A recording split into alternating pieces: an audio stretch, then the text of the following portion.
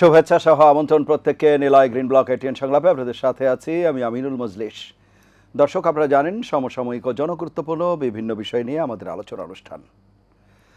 আজ 1 জুলাই 2024 সালের জুলাই মাসে বৈষম্য বিরোধী ছাত্র আন্দোলনকে কেন্দ্র করে দেশে যে পরিবর্তন হয় সেটি রাজনীতি, রাষ্ট্র ব্যবস্থা এবং সমাজ জীবন সব জায়গায় একটি পরিবর্তন ঘটে এবং এরই প্রেক্ষাপটে পরবর্তীতে অন্তর্বর্তীকালীন সরকার ক্ষমতা গ্রহণ করে এবং তারপর তাদের মাধ্যমে একটি অবাধ, সুষ্ঠু এবং গ্রহণযোগ্য নির্বাচনের মধ্য দিয়ে বর্তমান বিএনপি নেতৃত্বাধীন সরকার দেশের দায়িত্ব নেয়। 4 মাস অতিক্রান্ত হয়েছে। আন্দোলনের হিসেব করলে প্রায় 2 বছর চলে গেছে।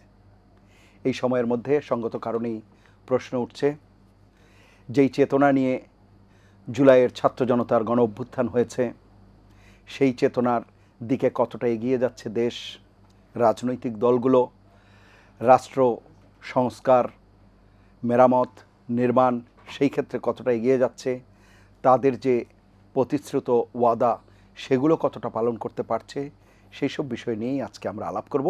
সঙ্গত কারণে আমাদের আজকের আলোচ্য বিষয় আমরা রেখেছি জুলাই অভ্যুত্থানের 2 বছর কতটা পূরণ হলো স্বপ্ন। এ বিষয়ে আলাপ করবার জন্য স্টুডিওতে রয়েছেন দুজন সম্মানিত অতিথি। আমাদের সাথে রয়েছেন বাংলাদেশ জাতীয়তাবাদী দলের ছাত্র সংগঠন, যে জাতীয়তাবাদী ছাত্র দল, সেই ছাত্র দলের যুগ্ম সাধারণ সম্পাদক জনাব রাজু আহমেদ, রয়েছেন জাতীয় ছাত্র শক্তির কেন্দ্রীয় সভাপতি জনাব জাহিদ আহসান। দর্শক, আপনারাও রয়েছেন আমাদের সাথে। আশা করছি পুরো অনুষ্ঠান জুড়েই আপনাদেরকে সাথে পাবো। আপনাদের জ্ঞাতার্থে জানিয়ে রাখি, অনুষ্ঠানটি সরাসরি ফেসবুকেও সম্প্রচারিত হচ্ছে। সেক্ষেত্রে facebook.com/ATN বাংলা অনলাইন এই লিঙ্কে ক্লিক করলে আপনারা অনুষ্ঠানটি দেখতে পাবেন। কথা না বাড়িয়ে আমরা চলে যাব মূল আলোচনায়, কিন্তু তার আগে দিনের শিরোনামগুলো দেখে আসব। কাল থেকে শুরু এইচএসসি ও সমমানের পরীক্ষা। 12 বছর পর 9 শিক্ষা বোর্ডে 1 প্রশ্নপত্র। ফাঁস ঠেকাতে থাকছে ডিজিটাল নজরদারি, শিক্ষামন্ত্রী। ঢাকার যানজট নিরসনে রিং রোড নির্মাণের কাজ প্রায় অর্ধেক শেষ। নিকারের বৈঠকে চট্টগ্রাম, কুমিল্লা, ময়মনসিংহের 3 নতুন উপজেলা ও 1 থানার অনুমোদন। গুম, খুন, চাঁদাবাজি বন্ধে গুরুত্বপূর্ণ অধ্যাদেশগুলো বাস্তবায়ন না হলে দেশে আরও একটি বিপ্লব হবে। আবারও হুঁশিয়ারি বিরোধী দলীয় নেতার। ছায়া মন্ত্রিসভা গঠন। জুলাই শহীদদের কবরে এনসিপির শ্রদ্ধা। অবিলম্বে গণভোটের রায় ও সংস্কার বাস্তবায়নের দাবি নাহিদ ইসলামের। স্মৃতি জাদুঘর দ্রুত খুলে দেওয়ার আহ্বান। এবং এমবাপ্পের জোড়া গোলে সহজ জয় ফ্রান্সের। শেষ 16-এ নরওয়ে ও মেক্সিকো। রাউন্ড অফ 32-তে ডিআর কঙ্গোর বিরুদ্ধে মাঠে ইংল্যান্ড। দর্শক, আমরা দিনের শিরোনামগুলো শুনছিলাম, এবারে বিস্তারিত আলোচনায় যাব। প্রথমেই জাহিদ হাসান, আপনাকে দিয়ে যদি আলোচনা শুরু করি। 2 বছর পর যদি আজকে আমরা ফিরে তাকাই যে জুলাই অভ্যুত্থান, সেই অভ্যুত্থানের প্রথমত বলবেন অর্জন কি, আর আরেকটি ব্যাপার হচ্ছে অপূর্ণতা কোথায় এবং সেই অপূর্ণতার ক্ষেত্রে কোন কোন বিষয়গুলো নিয়ামক বা অনুঘটক হিসেবে কাজ করেছে সেটিও একটু আলোকপাত করবেন। অর্জনও শুনতে চাই, অপূর্ণতাও শুনতে চাই। আপনাকে ধন্যবাদ। সময়ত দর্শক শ্রোতা যারা শুনছেন আপনাদেরকেও কৃতজ্ঞতা এবং ধন্যবাদ জানাই। আজ জুলাই গণঅভ্যুত্থানের 2 বছর পূর্ণ হলো। আজকে জুলাই মাস শুরু হলো। জুলাই গণঅভ্যুত্থানে আমাদের যে আকাঙ্ক্ষা ছিল, যেই গণ আকাঙ্ক্ষা ছিল, আকাঙ্ক্ষাটি শুধুমাত্র আমাদের ছিল, ব্যাপারটি এরকম নয়। অন্ততপক্ষে আন্দোলনের সময় আকাঙ্ক্ষা বিএনপিরও ছিল, জামাতেরও ছিল, অন্যান্য রাজনৈতিক দল যারা ছিল আন্দোলনে যুক্ত, সাধারণ মানুষ যারা ভিড় জমিয়েছিল, আন্দোলনে সংহতি জ্ঞাপন করেছিল, সবারই একটা কমন দাবি ছিল, একটা কমন আকাঙ্ক্ষা ছিল। সেই দাবিটা 2 ভাগে বিভক্ত মোটা দাগে। একটা হাসিনার রেজিম পতন, হাসিনার পতন, আর দ্বিতীয় ছিল আমরা যেই ফেসিবাদী কাঠামোতে অন্ততপক্ষে গত 54 বছর স্বাধীনতার 54 বছর ঘুরপাক খাচ্ছি, সেই ব্ল্যাক হোল থেকে বের হওয়া। এটা মোটা দাগে ছিল। এবং আপনি যদি দেখেন যে আপনি একটা অভ্যুত্থান করছেন, কেন করছেন? আপনার নিশ্চয়ই এর পিছনে কোনো প্রেরণা আছে, অভ্যুত্থানের কোনো একটা ডকুমেন্টেশন আছে।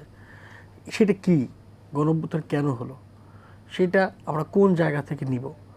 পৃথিবীতে আপনি যেখানেই অভ্যুত্থান দেখবেন, বিপ্লব দেখবেন, প্রত্যেকটা অভ্যুত্থান বিপ্লবের একটা ঘোষণা আছে যে যেহেতু বাংলাদেশ বা যেহেতু একটা রাষ্ট্র এই অবস্থায় এসে দাঁড়িয়েছে, সেহেতু আমরা এইটা চাই বা বিধায় আমরা এটা চাই। এই জিনিসটি ঘোষণা হয়েছিল অগস্টের 3 তারিখে শহীদ মিনারে। তখন জুলাই গণঅভ্যুত্থানের সবচেয়ে প্রধান নেতা নাহিদ ইসলাম বলেছিলেন যে যেহেতু বাংলাদেশে গুম খুন চলেছে, যেহেতু গত এই জুলাই মাসে মানে প্রায় 15-20 দিনে সহস্রাধিক মানুষকে খুন করা হয়েছে গুলি করে, যেহেতু গত 16 বছরে বিরোধী রাজনৈতিক দলগুলোর হাজার হাজার নেতাকর্মীদেরকে গুম এবং বিচার বহির্ভূত হত্যা করা হয়েছে, সেহেতু আমরা এই সরকারের পতন চাই। একই সঙ্গে আমরা এই ফেসিবাদী রাষ্ট্রের কাঠামো বিলোপ করে একটা নতুন রাষ্ট্র কাঠামোতে যেতে চাই। এইটাই এই গণ অভ্যুত্থানের ঘোষণা, এইটাই গণ অভ্যুত্থানের প্রেরণা। এই জন্যই মানুষ গণ অভ্যুত্থান করেছে। এবং আপনি দেখবেন সেই দিন এটার সঙ্গে কেউ দ্বিমত করে নাই, জামাত করে নাই, বিএনপি করে নাই, বামপন্থী আমাদের ভাইয়েরা বন্ধুরা যারা ছিলেন তারাও করেন নাই। মানে এটা একটা ঐক্যমত ছিল, এই ঐক্যমতেই গণ অভ্যুত্থান হয়েছে। তাহলে এই ঐক্যমতের পরে এখন আলোচনা করতে হবে গত 2 বছরে কদ্দূর হয়েছে, কদ্দূর হয়নি। তার মানে অর্জনটা যদি আমরা বলি তাহলে আপনি বলছেন যে রেজিমের পরিবর্তন এটি একটি আমি একটু অর্জন। শেষ করি, সেইটা আপনারা কি পেয়েছি কি পাইনি সেই খতিয়ান খুললে কতটা অর্জন হয়েছে আর আমরা কতটা ব্যর্থ হয়েছি জাতিগতভাবে, সেটা আমরা খুঁজে পাবো। আচ্ছা, দেখুন, আপনি যেটা বলেছেন যে পতন হয়েছে, হাসিনা তার ক্যাবিনেট সহ দেশ থেকে পালায় যেতে বাধ্য হয়েছে, সেটা নিশ্চয়ই অর্জন, কিন্তু এটা একমাত্র অর্জন নয়। বা আমরা শুধু এইটাই চাই নাই, আমরা এই পুরো রাষ্ট্রের কাঠামো বদলাইতে চাইছি, সেইখানে ব্যর্থতা আছে। এই ব্যর্থতার দায় ইন্টারিম গভর্নমেন্টের আছে, এই ব্যর্থতার দায় বিএনপি সরকার এবং দল হিসেবে বিএনপির দুই দলেরই আছে। দেখেন, গত 17 বছরে বাংলাদেশে একমাত্র সমস্যা নির্বাচনে ভোটাধিকার হরণ ছিল না, নির্বাচন সুষ্ঠু না একটা সমস্যা ছিল। 14 নির্বাচন, 18 নির্বাচন, সর্বশেষ 24 নির্বাচন, এই 3টা নির্বাচনে নানা উপায়ে আওয়ামী লীগ এবং শেখ হাসিনা ভোট চুরি করেছে, ভোট নষ্ট করেছে, বাংলাদেশ মানুষদেরকে ভোট দিতে দেয় নাই। এইটা বাংলাদেশের রাষ্ট্রের একটা সমস্যা। এর বাইরে আরও অনেকগুলো সমস্যা ছিল। বিএনপি জামাতের লোকেরা গুম হয়েছে, তাদেরকে খুন করা হয়েছে। বাংলাদেশে এই যে মিডিয়াগুলো স্বাধীনতা হরণ করা হয়েছে, মিডিয়াগুলোকে আওয়ামী লীগের লেসপেন্সার বানিয়ে ফেলা হয়েছিল, নানাবিধ সমস্যা ছিল। তো বিএনপির নেতারা কি বললেন 5 তারিখের পরে? 5 তারিখে তাদের প্রথম কাজ ছিল ইলেকশন দিয়ে দাও। এটা আপনি যখন 5 তারিখের পরে তারেক রহমানের সঙ্গে সমন্বয়কদের বৈঠক হয়, বিএনপি 7 আগস্ট পল্টনে এক বিশাল সমাবেশ করে, সেই সমাবেশের বক্তৃতা যদি আপনি শুনেন, বা আপনারা মিডিয়া কর্মীরা যখন নানাভাবে বিএনপিকে প্রশ্ন করেছেন 5 আগস্টের পরে, দেখবেন তাদের ইচ্ছে একটা নির্বাচন দিয়ে দাও, এবং নির্বাচন দিলেই বোধহয় দেশে গণতন্ত্র ফিরে আসবে। তা আমি যেটা বললাম আপনাকে যে নির্বাচনই বাংলাদেশের রাষ্ট্রের একমাত্র সমস্যা ছিল না, ভোটাধিকার হওয়া একমাত্র সমস্যা ছিল না। তাহলে সমস্যা কী ছিল? সমস্যা ছিল আমাদের রাষ্ট্রে গুম হয়। সেই গুম নিয়ে বিএনপি কী করলেন? ইন্টারিম গভর্নমেন্ট একটি অধ্যাদেশ করে গেলেন, গুম প্রতিরোধ অধ্যাদেশ, বিএনপি সেটাকে বাতিল করলেন। তারা মানবাধিকার কমিশনকে ঢেলে সাজাবার জন্য একটা অধ্যাদেশ করে গেলেন, বিএনপি সেটাকে বাদ দিয়ে দিল। তো এই যে নতুন রাষ্ট্র কাঠামো গঠনের পরিবর্তে পুরাতন গর্তে ফিরে যাওয়া, এইটাই আমাদের ব্যর্থতা। এবং এইটার জন্য বিএনপি যেটা ইউজ করেছে, দেখেন, বাংলাদেশের মানুষ 1971-এর পরে একবার প্রতারিত হয়েছিল, এবং সেই প্রতারিত যখন শেখ পরিবারের থেকে, শেখ মুজিবের থেকে হয়েছে, এই প্রতারণার ভাগিদার ছিল শেখ মুজিব। শেখ মুজিব বাংলাদেশের মানুষের সঙ্গে 1971-এর পর প্রতারণা করেছে। তখন বাংলাদেশের মানুষ আশা খুঁজে পেয়েছিল জিয়াউর রহমানের মাঝখানে, বিএনপির মাঝখানে। ফলত বিএনপি বাংলাদেশের সবচেয়ে লার্জেস্ট পার্টি হয়েছে। এই যে মানুষের আশা, এই মানুষের আশাকে নিয়ে বিএনপি খেলেছে। বিএনপি 5 আগস্টের পরে দেখিয়েছে তারা বাংলাদেশের সবচেয়ে বড় পার্টি। ফলত তারা নির্বাচন চাইছে, তারা বাংলাদেশের মানুষের গণঅভ্যুত্থান আকাঙ্ক্ষার বিরুদ্ধে গিয়ে 7 তারিখে বলছে নির্বাচন দাও, 5 তারিখের একদিন পরে 7 তারিখে পল্টনে বিশাল সমাবেশ করে বলছে নির্বাচন চাই। এটা হচ্ছে যখন সে লার্জেস্ট পার্টি, লার্জেস্ট পার্টি হওয়ার যে বেনিফিট, সেই বেনিফিটটাকে মানুষের বিরুদ্ধে ব্যবহার করেছে। সে ঐক্যমত্য কমিশনকে, আপনার ঐক্যমত্য কমিশনের আলোচনা লাইভ হয়েছে, আপনারা দেখবেন, অনেক বক্তৃতা আছে যে প্রত্যেকটা জায়গাতে, ধরেন আপনি আমাকে লিগালি অনেক কিছু বুঝাইতে পারেন যে আমাদের এখানে নোট অফ ডিসেন্ট ছিল, এখানে নোট অফ ডিসেন্ট ছিল, মানে I am not a legal adviser. আমি লিগালিটি, আইন কারণ এগুলো আলোচনা করতে আসি নাই। আমি আইনের মানুষও না, আমি আইনজীবীও না, আমি পলিটিশিয়ান। মানে আমি কাজ করি মানুষের পালস নিয়ে। তো আপনি অনেক লিগ্যালিটি দেখাইতে পারেন যে এই সংবিধান বাতিল করলে আমাদের এই সমস্যা হবে, এই রাষ্ট্রপতিকে সরাইলে এই সমস্যা হবে, আমাদের এখানে নোট অফ ডিসেন্ট ছিল, আপনি হাজারটা বলতে পারেন, মানে আমার এগুলোর সঙ্গে কোনো তর্ক নেই। মুশকিলটা হচ্ছে আপনি যেখানে নোট অফ ডিসেন্ট দিয়েছেন, এই note of dissent legally right হলেও আমি মনে করি আপনি নোট অফ ডিসেন্ট দেওয়ার মানে হচ্ছে আপনি গণঅভ্যুত্থানের সঙ্গে বেইমানি করতেছেন। আমি সেইটা বলছি। আপনি নোট অফ ডিসেন্ট দিয়ে অনেক কিছু করতে পারেন, এগুলো নিয়ে আমার কোনো তর্ক নেই। আমার তর্ক হচ্ছে আপনি যখন নোট অফ ডিসেন্ট দিচ্ছেন, আপনি নোট অফ ডিসেন্ট কোথায় পিয়ারে নোট অফ ডিসেন্ট দিয়েছেন, আপনি নোট অফ ডিসেন্ট দিয়েছেন কোথায় গুম প্রতিক্রিয়া দেশে, আপনি এরকম আরও 18টা 20টা নোট অফ ডিসেন্ট দিয়ে রাখছেন জুলাই সনদে, এবং আপনি জুলাই সনদকে অমান্য করছেন, আপনি গণভোটকে অমান্য করছেন, এবং আপনি সেটা সংসদে আবার এই যে বললাম বড় পার্টি হওয়ার যে বেনিফিট সেটাকে মানুষের বিপক্ষে ব্যবহার করছে। 213টা সিট পেয়ে এবার গিয়ে বলছেন আমরা 2/3 মেজরিটি, ফলত আমরা গণভোট এখন রাখলে হবে না রাখলে হবে না। মানে এই সব কিছুকে আপনি লিগ্যালি নানাভাবে প্রুফ করার চেষ্টা করলেও, নানা রকমের বাতচিত তর্ক টর্ক করে চিপাচাপা দিয়ে বের হয়ে গেলেও হিস্ট্রি এইখানে থেমে থাকবে না। বিএনপি যা কিছু করে নাই, বিএনপি অভ্যুত্থানের সঙ্গে যতগুলো বেইমানি করছে, আমি বেঁচে থাকি না থাকি, আমার বয়স শেষ হয়ে যাক না যাক, বাংলাদেশে পরিবর্তনগুলো হবে, হিস্ট্রি সামনের দিকে আগাবে। এই সব কিছু বাংলাদেশে একদিন গুম বন্ধ হবে। এই গুম প্রতিকার অধ্যাদেশ বাংলাদেশে একদিন কে করবে না করবে আমি সেটা জানি না, আমি ভবিষ্যতের মানে জানলেওয়ালা না, কিন্তু বাংলাদেশে একদিন গুম বন্ধ হবে, বাংলাদেশ একদিন একটা কল্যাণমূলক রাষ্ট্র হবে, এখানে নতুন সিভিলাইজ রাষ্ট্র হবে। এটা কে করবে না করবে আমরা সেটা জানি না, এটা কি এনসিপি করবে, বিএনপি করবে, জামাত করবে, বামপন্থী ডানপন্থী কী করবে আমরা কেউ কিছু জানি না, কিন্তু বাংলাদেশ এইখানে যাবে। এবং সেই দিন বিএনপি আজকে যে ভুল করছে সেদিন তার সেটা কপাল চাপড়াবে। দেখেন নাই আপনি, আমি আপনাকে জাস্ট বলি যে এই গণভবনের থেকে এতগুলো হাজার হাজার খুনের পরিকল্পনা হয়েছে, মানুষদেরকে মেরে ফেলার পরিকল্পনা হয়েছে, সেই গণভবন এখন জাদুঘর হয় নাই? সেই গণভবনে এই সকল খুনের, এই সকল শহীদদের কাহিনী লেখা হয় নাই? আওয়ামী লীগ সেজন্য কপাল চাপড়াচ্ছে না? এটা হিস্ট্রি, এটাতে আমি এখন ভবিষ্যতে সব কিছু বলে দিতে পারবো না, আই ক্যান প্রেডিক্ট অনলি। জি, এটাই প্রেডিকশন। আমি আসবো আবার আপনার কাছে, শুনে আসি। রাজু আহমেদ আছেন আমাদের সঙ্গে। রাজু আহমেদ, আপনি শুনছিলেন যে প্রশ্নটি আমি করছিলাম রাজীব হাসানকে, যে এই যে জুলাইয়ের যে বর্ষপূর্তি 2 বছর গেল, এই জায়গাতে অর্জন এবং যেটুকু অর্জন হলো না সেই জায়গায়ও দায়টা কোথায় আছে? আপনাদের উপর অবশ্য বেশ কিছু দায় চাপানো হয়েছে, আপনি সেই উত্তরও দেবেন। হ্যাঁ, ধন্যবাদ জানাচ্ছি আজকে এটিএন বাংলাতে কথা বলার সুযোগ করে দেওয়ার জন্য, আর সাথে সাথে আমাদেরকে যারা শুনছেন তাদেরকেও ধন্যবাদ জানাচ্ছি। আগামীকাল এইচএসসি পরীক্ষা, আমাদের সকল কমলমতি শিশুদের শুভকামনা জানাচ্ছি, যারা বাংলাদেশ বিনির্মাণে আগামী দিনে নেতৃত্ব দেবে তাদেরকে শুভকামনা জানাচ্ছি। যে বিষয়ে কথা বলছিলাম, যে পূর্ণতা এবং অপূর্ণতা, জুলাই আগস্টে আমাদের একটা আকাঙ্ক্ষার পরিসমাপ্তি ঘটেছে। যে আকাঙ্ক্ষা বিগত 17 বছর ধরে মানুষের মাঝে ক্ষোভের সঞ্চার করেছিল, যে মানুষ গণতান্ত্রিক পরিবেশ চাই, ভোটের অধিকার ফিরে পেতে চাই, কথা বলার স্বাধীনতা চাই, বাক স্বাধীনতা চাই, সেই আকাঙ্ক্ষার পরিসমাপ্তি ঘটেছে জুলাই আগস্টে।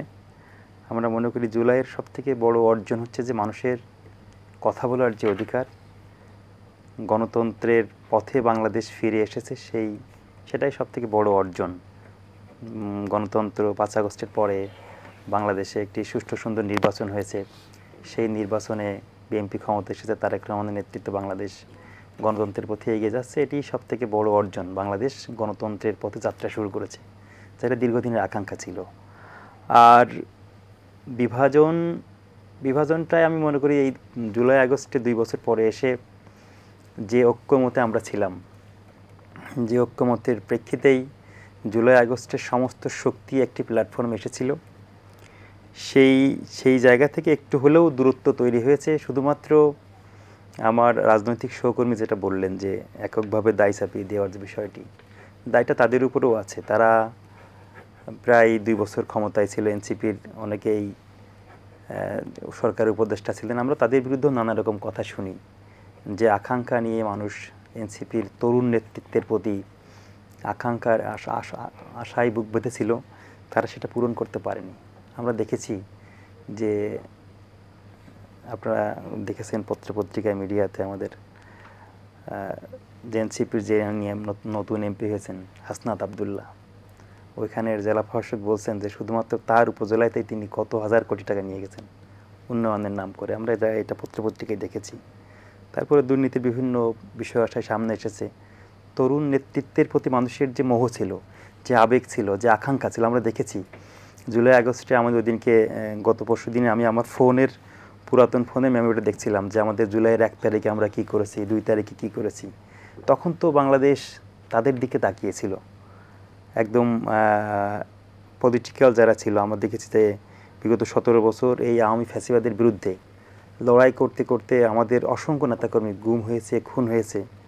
আমরা চেয়েছি যে একটা নতুন ভিন্ন আঙ্গিকে আমরা পিছন থেকে সমস্ত শক্তি দিয়ে বিএনপি নির্দেশনা ছিল এমন যে ঢাকা বিশ্ববিদ্যালয় ক্যাম্পাসে আমরাও দীর্ঘদিন ধরে লড়াই করছি ফ্যাসিজমের বিরুদ্ধে, ছাত্রলীগের বিরুদ্ধে, আওয়ামী লীগের বিরুদ্ধে। অসংখ্যবার রক্তাক্ত হয়েছে, আমাদের অসংখ্য সৈয়দা জেলখানায় মারা গেছে, নাসিরুদ্দিন আহমদ পিন্টু ভাই জেলখানায় মারা গেছে, ইলিয়াস আলী গুম করে কোথায় নিয়ে তা কেউ জানি না। এখন যিনি স্বরাষ্ট্রমন্ত্রী তাকে ইন্ডিয়াতে ফেলে দেওয়া হয়েছে। এরকম অসংখ্য ঘটনা ঘটেছে। তো আমরা চেয়েছিলাম যে আমাদের যে শক্তির সমস্ত শক্তি এক করে আমরা কিন্তু এই ফ্যাসিবাদকে বাংলাদেশ থেকে বিদায় করতে পেরেছিলাম। এরপরে যেটা হলো 5 আগস্ট পরবর্তী সময়ে 1971 সালে দেখেছেন যে মহান স্বাধীনতার ঘোষণা দিয়েছেন শহীদ প্রেসিডেন্ট জিয়াউর রহমান। রণাঙ্গনে বীর মুক্তিযোদ্ধা ছিলেন, তার সমস্ত অবদানকে একটি পক্ষ অস্বীকার করা শুরু করলো এবং তার নামে বিষাদগার করা শুরু করলো, রাজনৈতিক মিথ্যাচার করা শুরু করলো। আমরা ঠিক তেমন একটা প্রেক্ষাপটে কিন্তু দাঁড়িয়েছিলাম এই জুলাই আগস্ট আন্দোলন সংগ্রামের উপরে।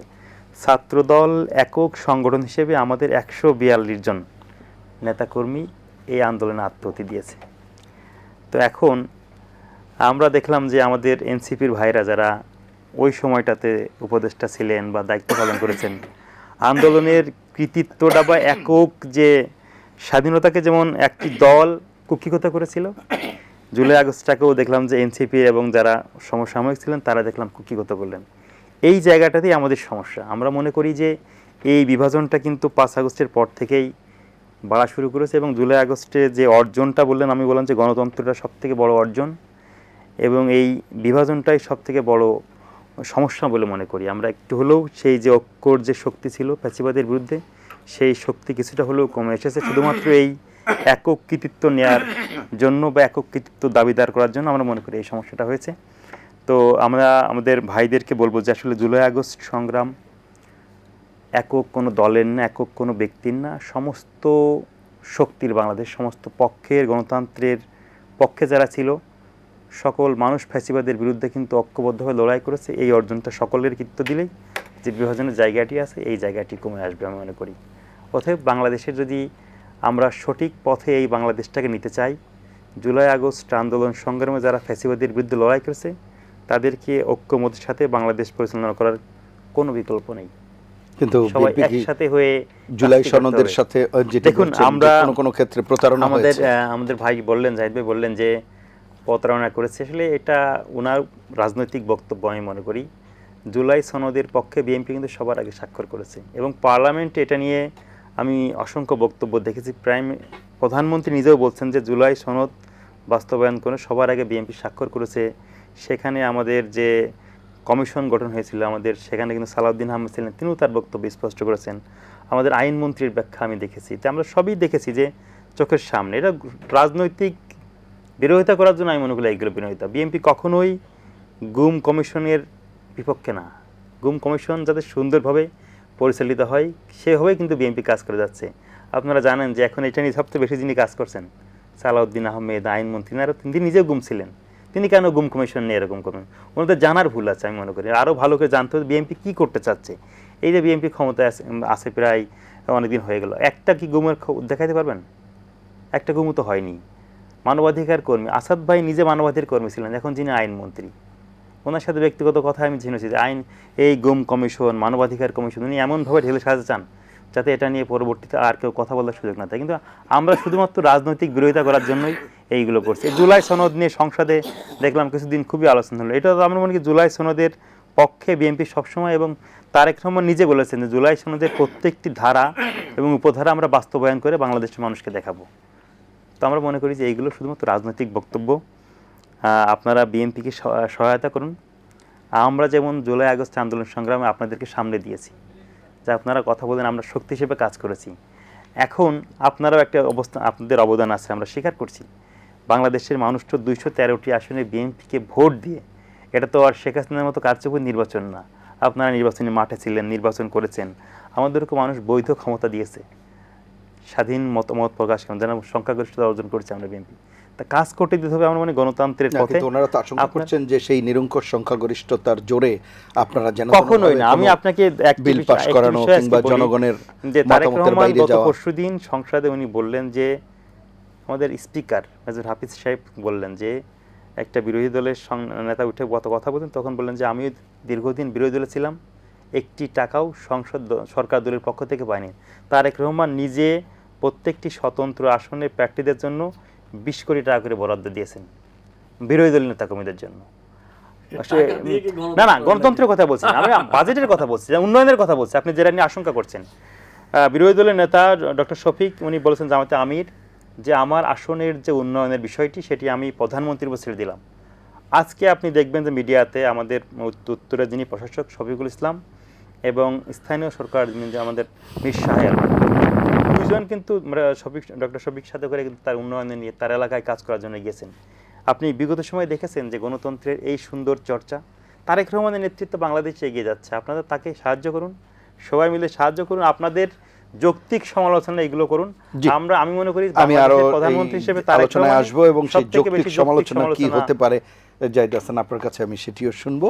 একটা বিরতি নিয়ে আসি। প্রিয় দর্শক, নিলয় গ্রিন ব্লক এটিএন সংলাপে পর্যায়ে নিচ্ছি বিরতি, থাকুন আমাদের সঙ্গেই।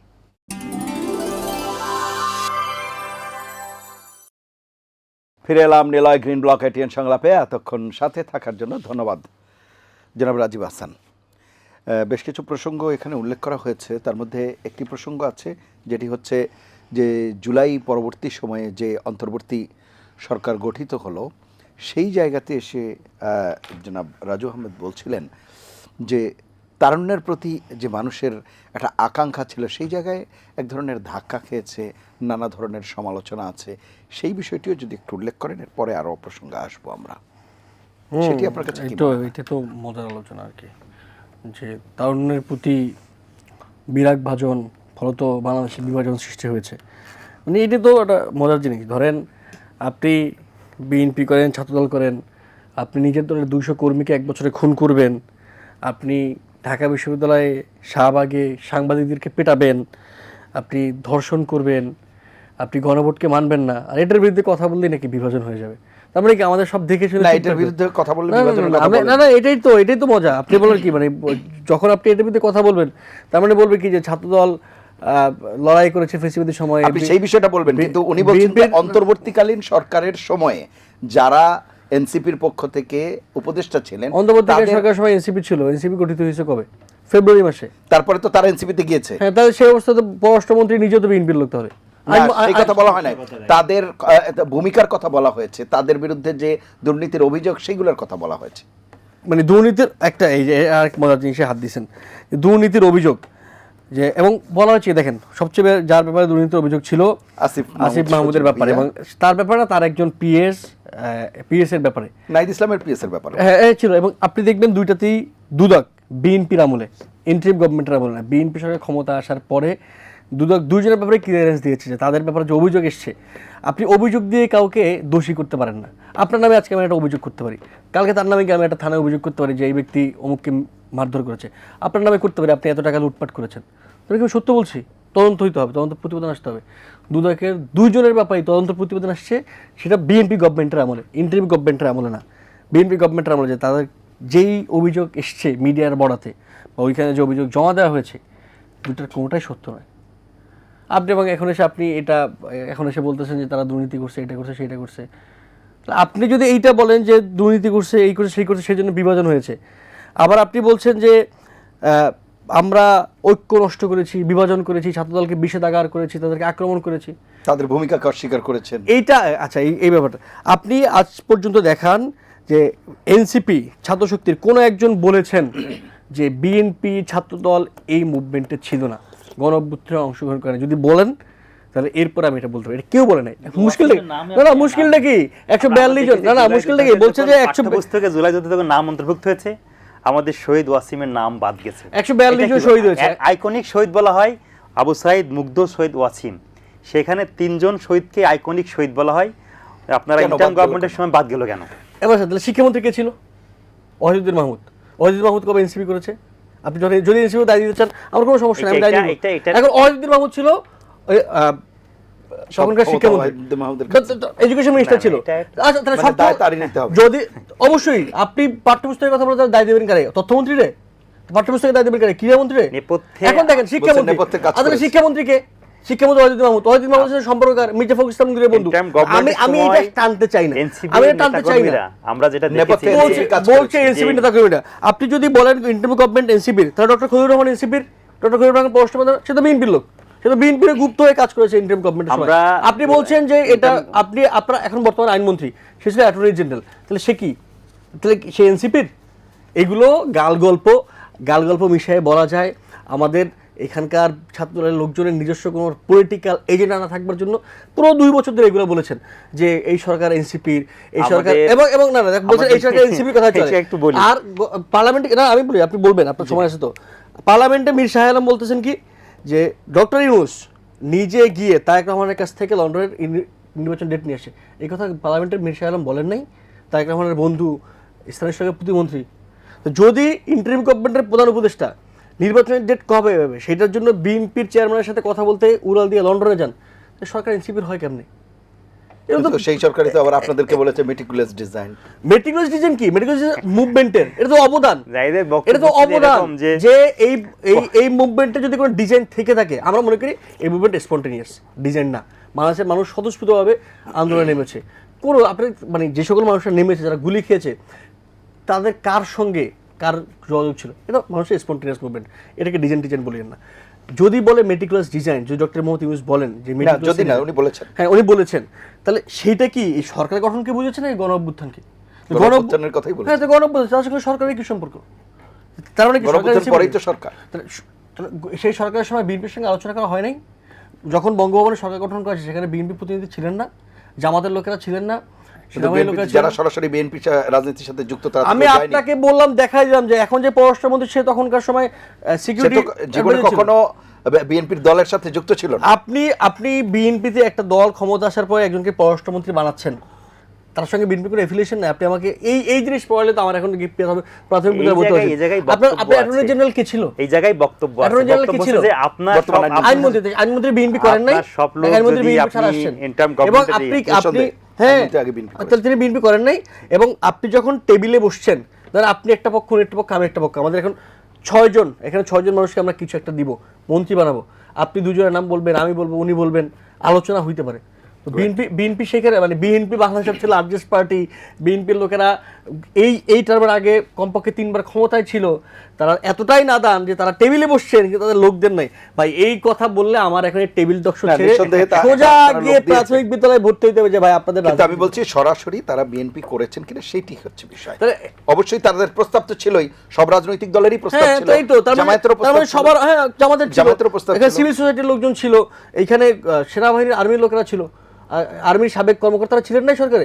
তার মানে এটা একটা ঐক্যমতের ভিত্তিতে সরকার গঠিত হয়েছে। আপনি কি এনসিপি সরকার কেন বলেন?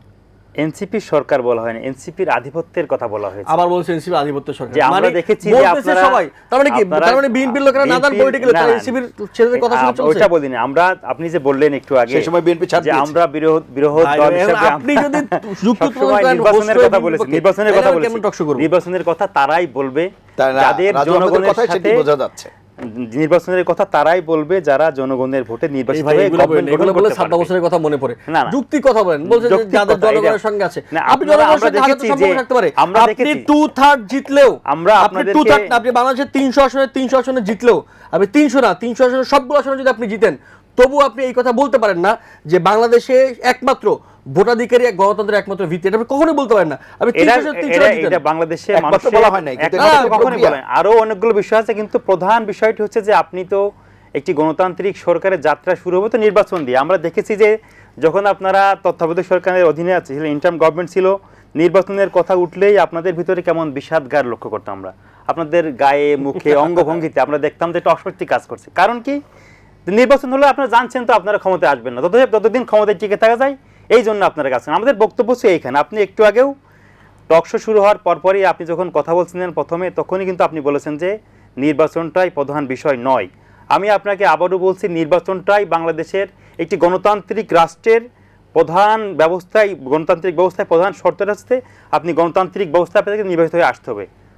আপনি এরপরে এসে না আপনি অন্য বিষয়গুলো ধার দেবেন, আপনি নির্বাচন চাবেন না, আপনি কাজ চাবেন, তাহলে গণতান্ত্রিক দেশের ভিত্তিটা কোথায়?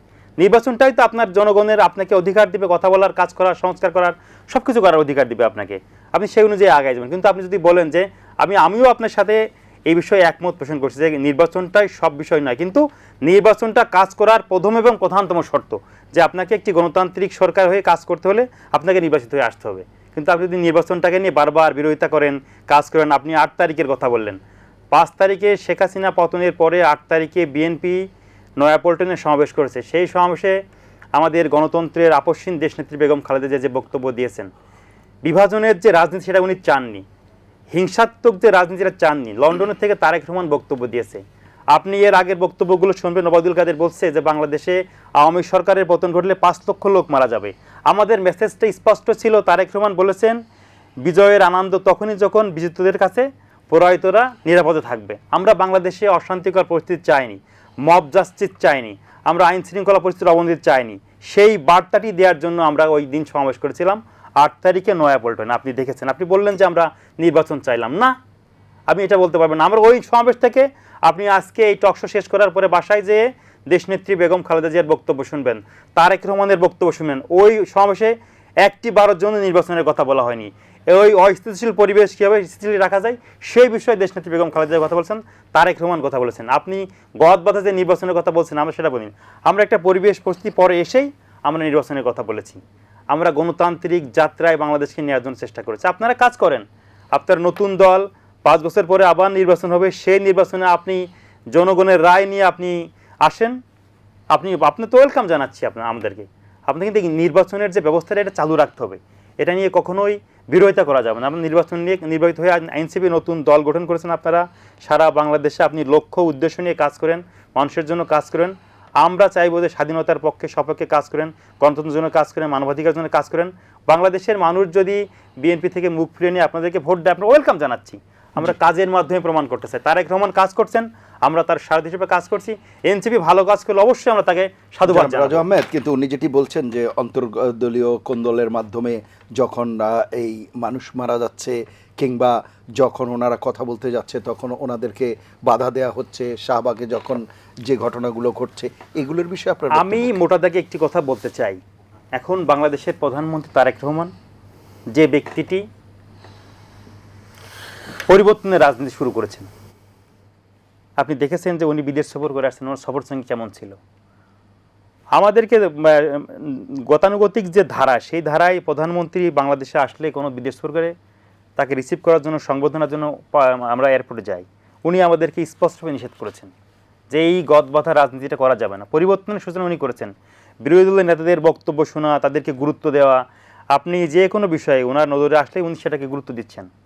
এনসিপির ভাইরা যদি বলেন যে ওনাদের যে কোনো সমস্যার বিষয় হলে তো ওনাদেরকে গুরুত্ব দিচ্ছেন। আমি পার্লামেন্টে কয়েকদিন আমি সংসদ শুনতে গিয়েছি, আমি তখন দেখেছি যে বিরোধী দলের নেতাকর্মীদের প্রতি, তাদের প্রতি সংসদ শেষ হওয়ার পরে এই প্রেক্ষাপটটা আমি এই কথাটা বলতে চাচ্ছিলাম না, কিন্তু কোন প্রেক্ষাপটে আপনি জানছেন, আপনি যদি আমি সেই প্রেক্ষাপটটি ওই ঘটনাটি বলি কি জন্য এটা হলো, আপনি জানেন এটা? আপনি যে জন্য ধরে নেন আমি এখানে বসে ছাত্রদের বিরুদ্ধে স্লোগান দিলাম, ছাত্ররা সন্ত্রাস, না আপনি আমার বিরুদ্ধে 100 বার বললেও কোনো সমস্যা নেই, কিন্তু বাংলাদেশের প্রধানমন্ত্রীকে নিয়ে এবং তার কন্যাকে নিয়ে যে পরিবার বিষেধাগার সৃষ্টি হয়েছিল দিনকে, আমি মনে করি যে ওই উদ্বুদ্ধ পরিস্থিতিতে আমি ওইখানে সশরীরে ছিলাম। আমরা আমাদের নেতা কর্মীদেরকে নিবৃত্ত করার চেষ্টা করেছি। আমার ছাত্র দলের নিবৃত্ত করার প্রমাণ কি? ছাত্র দলের আপনি ওই দিনকে ওইখানে ছিলেন, আপনি ছিলেন না, উদ্বুদ্ধ পরিস্থিতিতে আমরা সবসময় আমরা চেয়েছি আমার ছাত্র দলের প্রেসিডেন্ট রাকিবুল ইসলাম রাকিব, আমরা সবাই মিলে আমরা উদ্বুদ্ধ পরিস্থিতিতে সামাল দেওয়ার চেষ্টা করেছি। তাহলে হামলা করলো কি ফেরেশতা এসে? না, নেতা কর্মীদের যে আবেগ, যে ইমোশন, যে আপনার দলের লোকের কোনো ট্রেনিং নেই, আপনাদের লোক মানবাধিকার বোঝে না, আপনাদের লোক গণতন্ত্র বোঝে, আপনাদের লোক মারামারি বোঝে। আমরা গণতন্ত্রের জন্য, আমরা মানুষের বাক স্বাধীনতার জন্য কাজ করি। যেগুলো মুখস্থ কথা, এগুলো ছাত্রলীগ মুখস্থ কথা না, এগুলো এখন 7 বছরের বক্তব্য দেখেন এই কথা বলে। আমরা এটার জন্য কাজ করেছি। আপনারা যে আমরা 17 বছর ধরে আমরা এটার জন্য লড়াই করেছি। 17 বছরের গল্প তো জানি আমরা সাংবাদিকদের স্বাধীনতার জন্য উদ্বুদ্ধ পরিস্থিতি সেটা শাহবাগে পিটায়ে দেখাইছেন। না না, একটি ঘটনাকে আপনি সারা জায়গায় একটি ঘটনা টকশোতে আপনি ফলাও করে বলতে পারবেন না। আপনি কেন আপনি ফৌজদারি অপরাধ সেই ঘটনার জন্য আমাদের দলীয় পক্ষ থেকে বক্তব্য দেওয়া হয়েছে, আমরা লিখিত স্টেটমেন্ট দিয়েছি। আপনি একটি ঘটনা ইনসিডেন্ট নিয়ে আপনি সারা বছর টকশোতে গলাবাজি করতে পারবেন না। আপনারা 200 জন নিজেদের দলের কর্মী খুন করেছেন বলেন, 200 জন কেন? একটা বিএনপি বিরোধী দল অন্তগন্ধ থাকতে পারে, জ্ঞান থাকতে পারে। আপনি এটা আমার দলের বিষয় নিয়ে আপনি কথা বলতে পারেন না। বিএনপি বিরোধ না না, বিরোধ দল এটা আমি বলি না। আমার দলের যে অন্তগন্ধ থাকতে পারে, সেটা আমি কথা বলতে পারবো না। অবশ্যই কথা বলতে, সমালোচনা করতে, কিন্তু তারাও তো মানুষ, তারাও তো মানুষ। এটা আমি বলছি, তারা সিটিজেন। আপনি আপনাকে বলি, আপনি এনসিপি যদি বিরোধ দল হয়, এনসিপি যদি 213টি আসন আগামী সংসদে পায়, 213 আসন পাইলে আমি মানুষ মারা জায়েজ। না না না, জায়েজ না বলি নাই।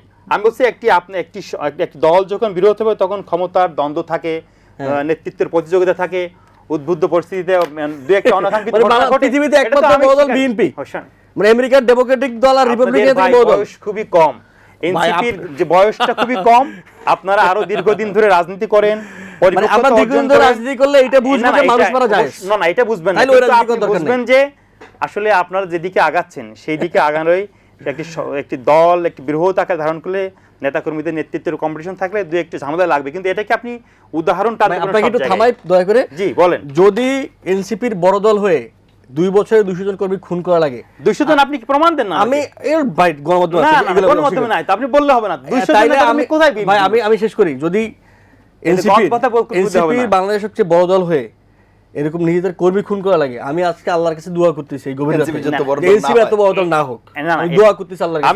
আমি এনসিপি বড় দল হবে নাকি ছোট দল হবে, আমি এটা কোনোভাবে টেন্স না। আমি টেন্সড যে আমার দ্বারা বাংলাদেশে একজন মানুষেরও জীবনের, জানের, মালের ক্ষতি না হোক। সেই নিশ্চয়তা তো তারেক রহমান বারবার দিচ্ছেন। আমরাও বলছি তারেক রহমান, আমরাও বলছি, আমরা কখনোই হানাহানি কোথায় মানেন নাই? কোথায় আপনি দেন প্রমাণ? 200 জন বলতে প্রমাণ দেন। আপনি বিবরণ থেকে বলেন না, কোথায় প্রমাণ থেকে আপনি প্রমাণ দেন না? বিএনপি আপনি একজন মারলে সেটা অপরাধ কিনা? অবশ্যই অপরাধ, কিন্তু আপনি সেটা কি প্রমাণ দেন? আপনি গতবারে 200 জন বলছেন, মিডিয়াতে আছে, কোথায় আছে?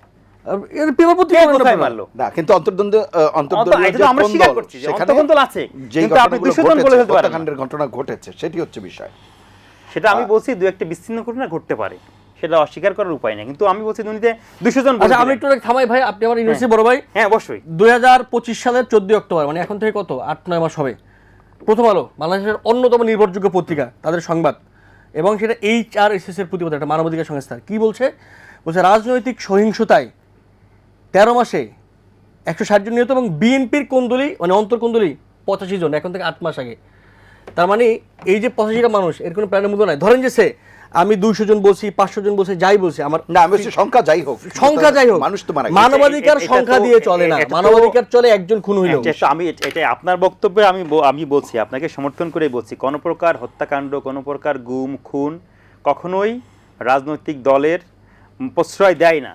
দুই একটা বিচ্ছিন্ন ঘটনাকে ভাই 85, দুই একটা না 85। না, এটা তো আপনি নির্বাচনের আগের কথা বলছেন, যে বাংলাদেশে ওই যে প্রেক্ষাপট ছিল, যে উদ্বুদ্ধ পরিস্থিতি ছিল, সেই প্রেক্ষাপটে সবকিছু যদি আপনি বিএনপির উপর চাপিয়ে দেন, এটাও কিন্তু ঠিক নয়। ভাই বিএনপি অন্তর্কোন্দলে মারা গেছে, চাওয়াবো কি এনসিপির উপর নাকি আওয়ামী লীগের উপর না জামাতের উপরে? বলেন। ওইখানে আপনি খোঁজ নিয়ে দেখেন যে আপনাদের হয়তো কিছু আছে। জি, একটা বিরতি নিয়ে এসে আমরা আবার এই আলোচনায় যুক্ত হচ্ছি। প্রিয় দর্শক, নিলয় গ্রিন ব্লক এটিএন সংলাপে এ পর্যায়ে নিচ্ছি বিরতি, থাকুন আমাদের সঙ্গে।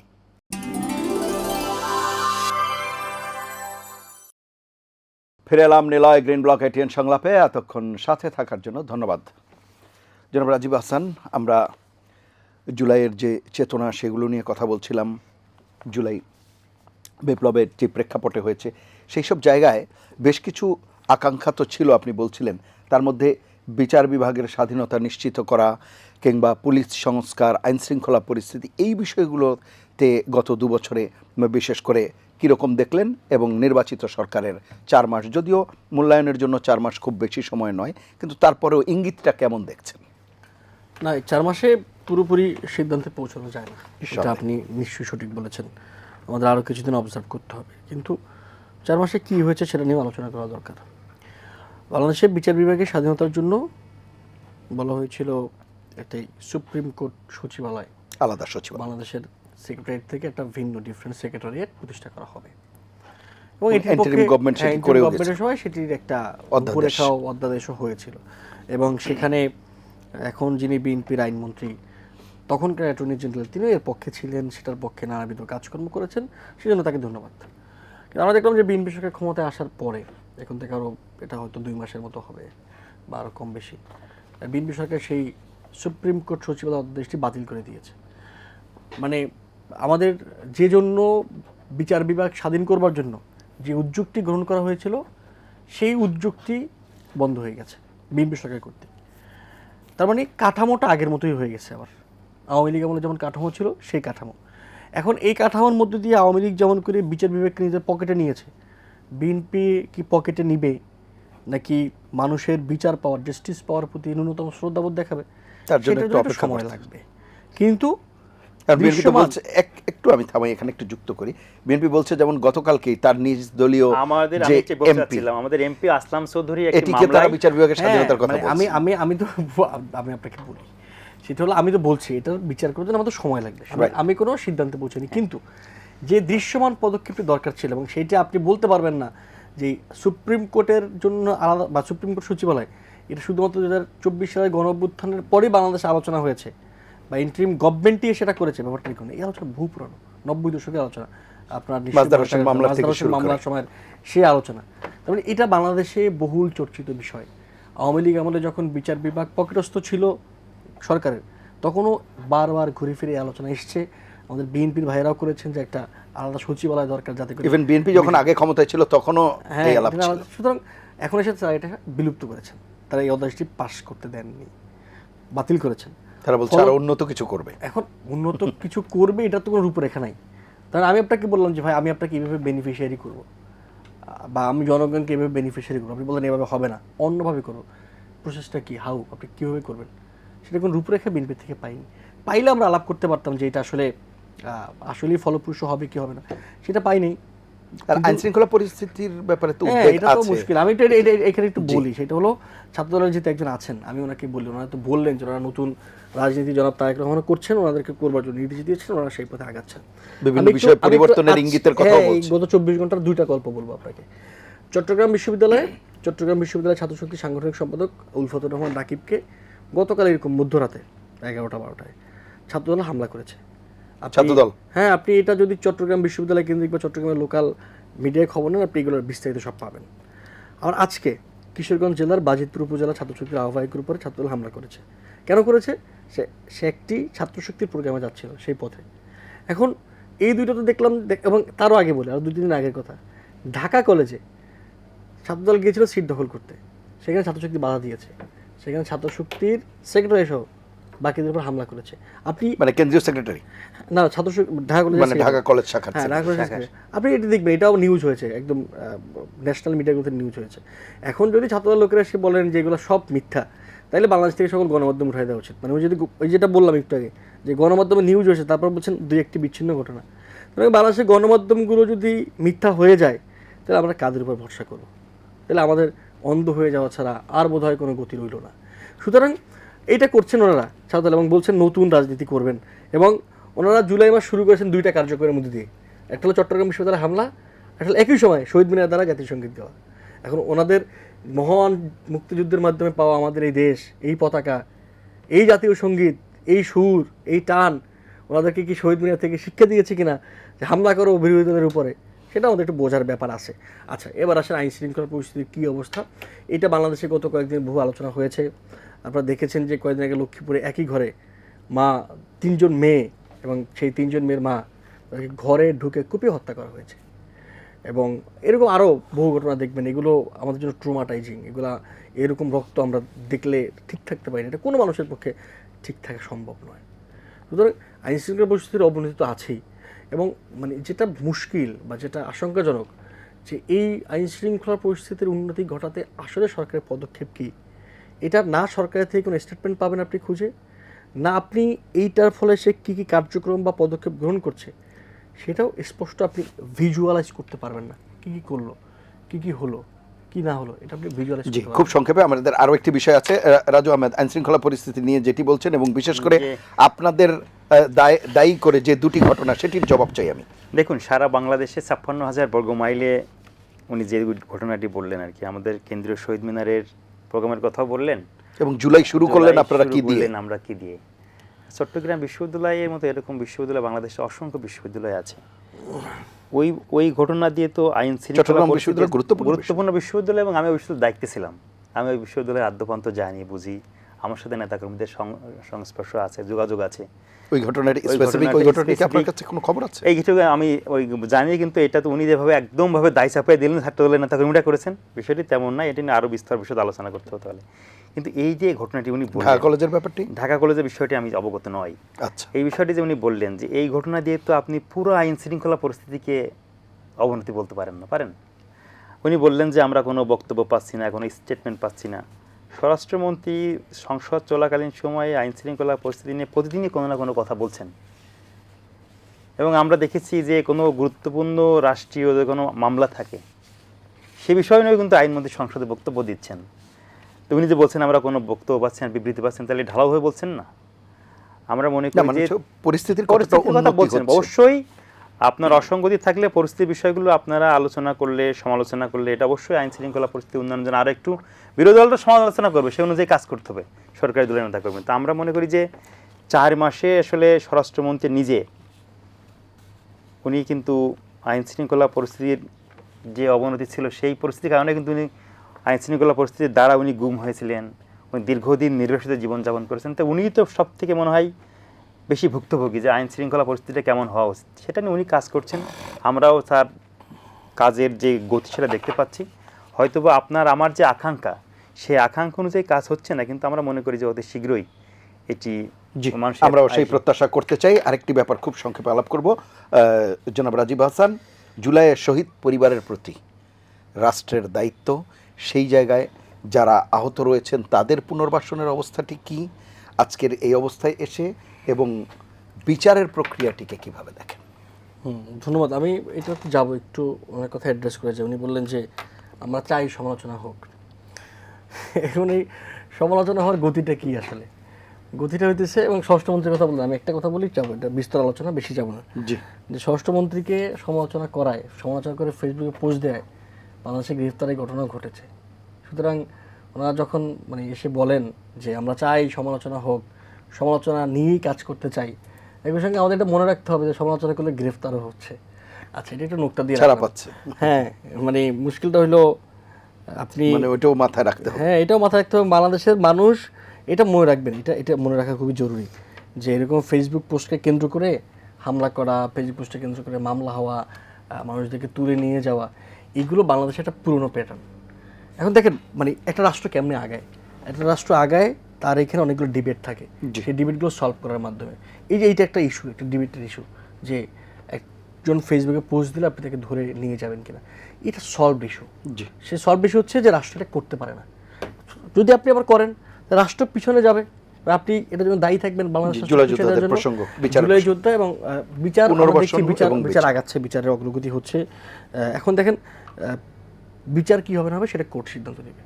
কোর্টের রায়ে, কোর্টের ব্যাপারে আমরা কোনো আলোচনা মানে আমরা কোনো সিদ্ধান্ত গ্রহণ কিংবা এটার উপরে কোনো সিদ্ধান্ত চাপাই দিতে পারি না।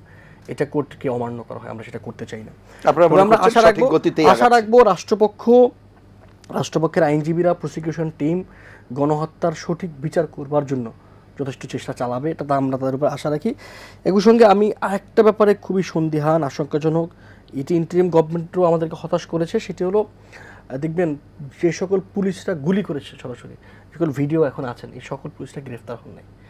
অনেকে পুলিশের চাকরিতে বহাল তবিয়তে আছেন, এবং এরা কয়েকদিন পরে আবার বিএনপির ক্ষমতাকে ব্যবহার করে মানুষের যে গুলি চালাবে না, এটা নিশ্চিত না। এবং আইনশৃঙ্খলা পরিস্থিতির যে অবনতি, তার পেছনে এইটিও একটা কারণ বলে হতে পারে। বিএনপি সরকারকে ব্যর্থ থাকে, আমরা চাই বিএনপি সরকার সফল হোক। আমরা অনেস্টলি বলছি, বিএনপি সরকারকে ব্যর্থ দেখতে চাই না। অভ্যুত্থানের পর অনেকগুলো কাজ বাকি আছে, সেই কাজগুলো বিএনপি সরকারকে করতে হবে। প্রথমত বিএনপি সরকারকে সফল হইতে হবে, আমরা সেটা চাই। কিন্তু বিএনপি যে গর্তে পড়ে যাচ্ছে, ধীরে ধীরে নিজেদেরকে নিজে নিয়ে যাচ্ছে, কাজটা কঠিন হয়ে যাচ্ছে। সর্বশেষ যেটা বলবো সেটা হচ্ছে না, আমরা এটা তো সন্তোষজনক না। শহীদ পরিবার এবং আহতদের পরিবার এখন যে দুর্দশায় আছে, আপনি দেখবেন মানে আমরা বহু শহীদ পরিবারের সঙ্গে আমাদের যোগাযোগ আছে, কথা হয়। এমন শহীদ পরিবারে ঢাকাতে আছেন যিনি শহীদ হয়েছেন, তার স্ত্রী ভীষণ অসুস্থ থাকা অবস্থায়ও তার কাছে ন্যূনতম টাকা থাকে না ট্যাবলেট কিনে খাওয়ার। এই দায়িত্ব রাষ্ট্রের, এই দায়িত্ব সরকারের। ইন্টারিম গভর্নমেন্ট সেই ক্ষেত্রে মোটামুটি সফল, কিছুটা ব্যর্থ। আশা রাখি বিএনপি সরকার তাদের এই শহীদ পরিবারগুলোকে আহতদের জন্য যথেষ্ট পরিমাণে ব্যবস্থা নেবেন এবং তারা যাতে কোনো কষ্ট ভোগ করতে না হয় সেজন্য যে ব্যবস্থা নেওয়া লাগে সেই ব্যবস্থা তারা নেবেন। জি, অসংখ্য ধন্যবাদ। জনাব রাজু আহমেদ, বিচার প্রক্রিয়া এবং যে বিষয়টি বলছিলেন, বিচার প্রক্রিয়া নিয়ে তো আমাদের সৌদা বললেন যে গণতান্ত্রিক ব্যবস্থায় আসার পরে বিচার প্রক্রিয়া এবং ইন্টারিম গভর্নমেন্টের সময় শুরু হওয়া সেগুলো আগাচ্ছে। আর সাথে সাথে আমি যে বিষয়টি অ্যাড করতে চাচ্ছি যে জুলাইদের শহীদদের রক্তের উপরে এই গণতান্ত্রিক বাংলাদেশের যাত্রা, সেই শহীদদের অবশ্যই আমরা শ্রদ্ধার সাথে স্মরণ করতে চাই। গতকালকে শহীদ মিনারে বাংলাদেশ জাতীয়তাবাদী ছাত্রদল কেন্দ্রীয় সংসদের উদ্যোগে আলোয় আলোয় স্মৃতি সমুজ্জ্বল প্রোগ্রামে আমরা মোমবাতি প্রজ্বলন করে সকল শহীদদের প্রতি শ্রদ্ধা জ্ঞাপন করেছি এবং ওই প্রোগ্রাম থেকে আমরা আমাদের দলীয় নেতাকর্মী ঘোষণা করেছেন যে শহীদদের প্রতি যে শ্রদ্ধা বা আহত যে শহীদরা আছে তাদের চিকিৎসা এবং নিহত যে শহীদ পরিবার আছে তাদের যে আর্থিক সংস্থানের বিষয়টি, এটি অবশ্যই রাষ্ট্রের দেখতে হবে। কারণ আমরা মনে করি যে এই শহীদদের রক্ত ঘাম শ্রমের উপর দিয়ে এই গণতান্ত্রিক বাংলাদেশ তাদের এই সম্মানকে যাতে কখনোই তারা যাতে অসম্মানিত না হন এবং তারা তাদের অর্থের জন্য বা কোনো কিছুর জন্য তাদের স্বাভাবিক যে জীবনযাত্রা সেটাতে ব্যাহত না হয়। আমরা সেটা সবসময় চাই যে শহীদ পরিবারের প্রতি এবং যুদ্ধাহত জুলাই যোদ্ধাদের পাশে যাতে সবসময় সরকার এবং আমরা সকলেই যাতে থাকি, আমরা সেটা মনে প্রাণে চাই এবং তাদের সাথে বাংলাদেশ আসে। বাংলাদেশের সমস্ত গণতান্ত্রিকামী শক্তির মানুষ এই জুলাই শহীদদের সাথে আছে। আমরা তাদের সুখে দুঃখে তাদের পাশে থাকতে চাই এবং সরকারও আমি আশা করি যে ভালোভাবেই তাদের পাশে আছেন এবং যদি কোনো সঙ্গতি অসঙ্গতি থেকে থাকে সেটা মেকআপ করে আরও আগামী দিনে আরও এদের পাশে আরও ভালোভাবে কীভাবে থাকা যায় সেটার জন্য আমরা সবাই মিলে চেষ্টা করব। জি, শেষ করব রাজীব হাসান, জাহিদ হাসান, আপনি যদি কিছু যুক্ত করেন বিশেষ করে আজকের এখানে দাঁড়িয়ে তরুণ প্রজন্মের উদ্দেশ্যে এবং জাতি মোটামুটি যারা যুক্ত একটা জিনিস শেষ করি, সেটা হচ্ছে জুলাই মাস তো শুরু হয়ে গেল, আজকে আমরা 2 তারিখ ইতিমধ্যে পদার্পণ করেছি। গত বছর অন্তর্বর্তীকালীন সরকারের সময় আমরা দেখেছিলাম এরকম প্রত্যেক দিবস ধরে ধরে অন্তর্বর্তীকালীন সরকার জুলাই গণঅভ্যুত্থানকে উদযাপন করেছিল। এই বছর আমরা সেটা এখন দেখছি না। সরকার আসলে এরকম দিবস ধরে ধরে ধরেন যে প্রত্যেক দিবসের ভিন্ন সিগনিফিকেন্স আছে, সেই ব্যাপারে উদযাপনের সরকারের পক্ষ থেকে, বিএনপি আর সরকার তো ভিন্ন জিনিস, সরকারের পক্ষ থেকে আমরা এখনও কোনো উৎসাহ, কোনো উদ্যোগ, কোনো উদযাপনের কোনো প্রস্তুতি দেখছি না। আশা রাখি সরকার জুলাই গণঅভ্যুত্থানের সিগনিফিকেন্স সকল ডেগুলোকে যথাযোগ্য সম্মানের সহিত উদযাপন করবে, এতটুকুই। জি, আপনি যদি কিছু যুক্ত করেন। আমরা চাই জুলাইয়ের যে শক্তি, ঐক্যবদ্ধ শক্তি ছিল, সেই শক্তির জন্য সবাই একসাথে মিলে ফ্যাসিবাদের বিরুদ্ধে আমরা যেমন লড়াই করতে পারছি, আমরা সবসময় যেন একতাবদ্ধভাবে সকল ফ্যাসিবাদকে, দেশবিরোধী ষড়যন্ত্রকে রুখে দিয়ে বাংলাদেশ তার স্বাধীনতা এবং সার্বভৌমত্বকে অক্ষুণ্ণ রাখতে পারে, সেই লক্ষ্য নিয়ে সকল রাজনৈতিক দলের কাজ করে যাওয়া উচিত এবং গণতন্ত্রের পথে কাজ করে যাওয়া উচিত। আমরা সেটাই আমাদের লক্ষ্য। অসংখ্য ধন্যবাদ আপনাদের দুজনকে অনুষ্ঠানে অংশ নেওয়ার জন্য। প্রিয় দর্শক, এই ছিল আজকের নিলয় গ্রিন ব্লক এটিএন সংলাপ। সম্মানিত দুজন আলোচকের কথার সূত্র ধরে শুধু এটুকুই বলবো, 2024 সালের জুলাইয়ের যে ঘটনাবলী বাংলাদেশের ইতিহাসে তা একটি গুরুত্বপূর্ণ অধ্যায়। এই অধ্যায় থেকে প্রতিটি রাজনৈতিক দল শিক্ষা নেবে এবং সেই শিক্ষা নিয়েই দেশ এবং রাষ্ট্র গঠনে এগিয়ে যাবে, সেটি সকলের প্রত্যাশা। সবাই ভালো থাকবেন, সুস্থ থাকবেন, আশা করি এটিএন বাংলার সঙ্গেই থাকবেন। আল্লাহ হাফেজ।